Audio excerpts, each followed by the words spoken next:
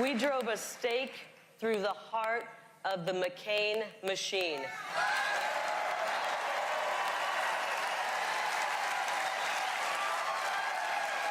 The Republican Party's candidate for governor, former TV news anchor Kari Lake, ripped Arizona icon John McCain in front of a cheering pro-Trump crowd in Dallas. That came after Lake called for party unity here at home.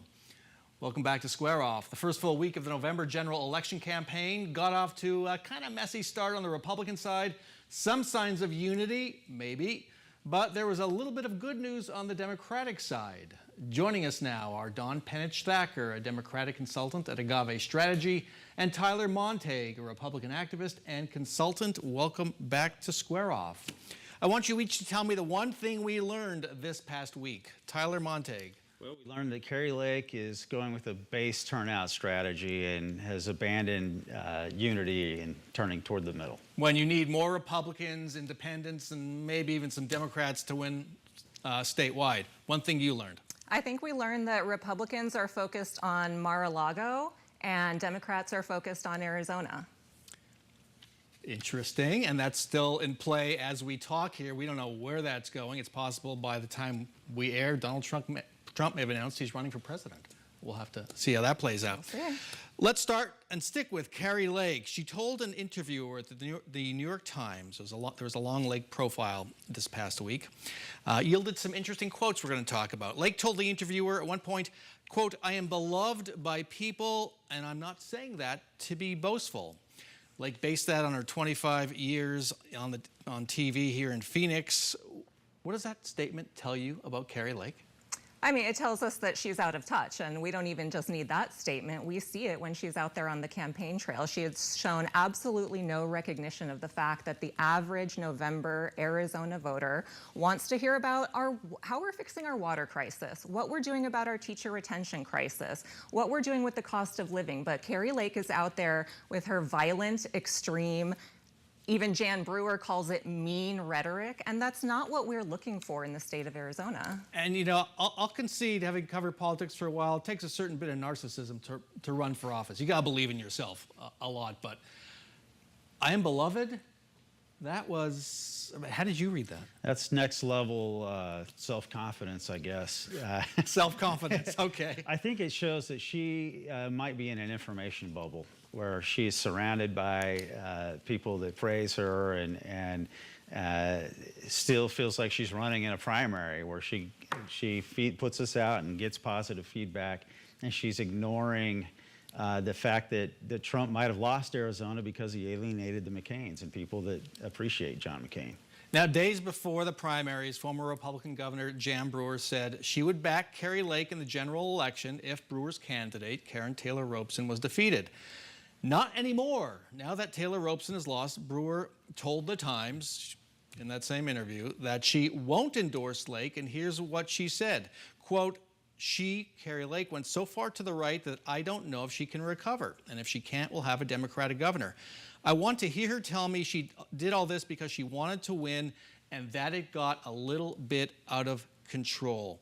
Jan Brewer, folks may not remember, is a former Secretary of State. She oversaw Arizona's elections for many years, and she wants Lake to tell the truth about elections. So I'm going to come at this from a different way. You know, do Republicans, today's Republicans who are voting, even care about what Jan Brewer has to say? No disrespect, do they even care? Some do. I mean, it's enough to make a difference. I would say that the party, you know, 2/3 of the party or more believe the election conspiracies and are loyal to Donald Trump. That's why his endorsement was so powerful in the elections and why Kari Lake won. But Kari Lake needs to win the middle and the moderates, and they might care what Jan Brewer says. And they care about the election integrity issues. They don't believe these conspiracies. It creates friction.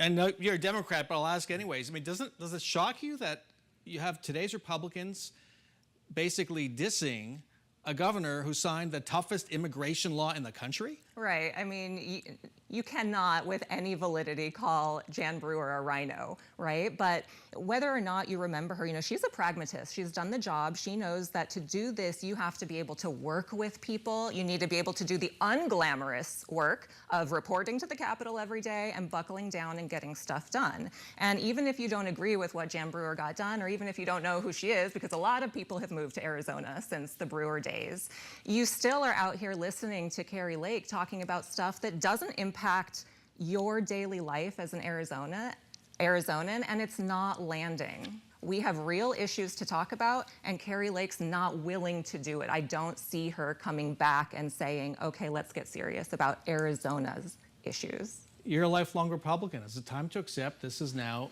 the Donald Trump party, capital P? I would say it is, but I'm not accepting it. I'm playing the long game. I want the party back that cared about low taxes and light touch on regulation, et cetera. So this kind of Trump type, rage politics, I don't know if it's going to resonate. I don't know if it's going to work for Lake.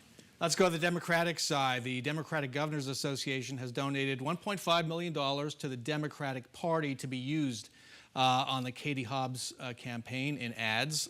We've already seen the first of those ads. More money, they say, is on the way. For the longest time, we were hearing, those of us who talk to insiders, there wasn't going to be any Democratic Governors Association money. How surprised are you that they now are providing the money, and not only that, speaking quite highly of this race as a possible takeover opportunity? I don't think surprised at all. I mean, we knew that if Kari Lake was going to be the Republican nominee, that Arizona would get into play, and now it is. And the DGA has indeed said that this is one of their top priorities now. So that's just an initial investment. We're not even into the middle of August yet.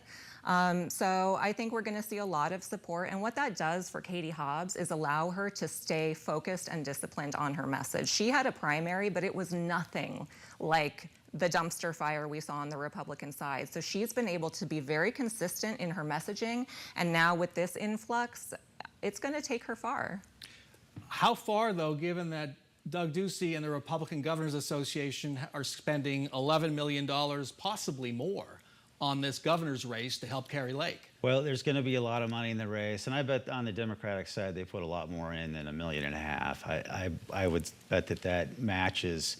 So we'll see, right? Money hasn't moved races as much as it used to. The spending hasn't turned into points. So there's a kind of an inelasticity going on. It'll be interesting to see what happens. Karen Taylor Robeson and Jim Lehman can speak to that after a combined $30 million or more. Exhibit A, right there. A and B, and losing causes. I'm still shaking my head. It may be too soon. I think, what is it, 8 weeks till early ballots go out? Mm-hmm. But is it possible, Tyler, we might see a mirror image of the Kelly campaign, the Biden campaign, where you do have some Republicans, some notable Republicans, going over to the other side and saying, you know what, I'm with Katie Hobbs?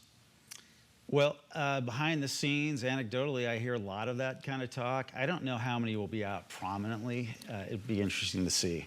There's a price to be paid these days. Well, Jan Brewer said what she said about Kari Lake is probably what they think. They want to see someone based in reality and somebody that's going to go ahead and respect the coalition. And so far, she hasn't.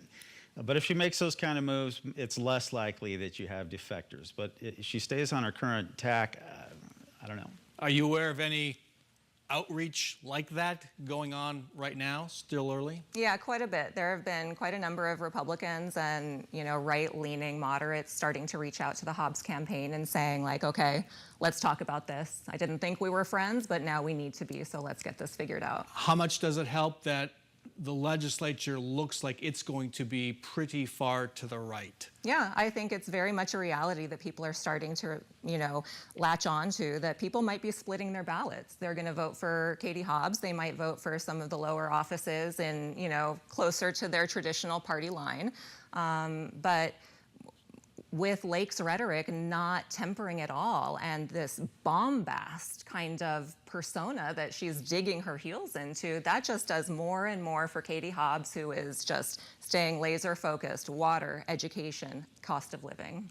Tyler, last word. Yeah, I think that people are going to, yeah, they are going to split the ticket. They'll rationalize going with Katie Hobbs because that would be a vote for gridlock in this case. They don't fear that she could do anything. All right, Don Penich-Thacker and Tyler Montague, thank you so much for joining us. And a reminder, just 8 weeks to go till early ballots go out.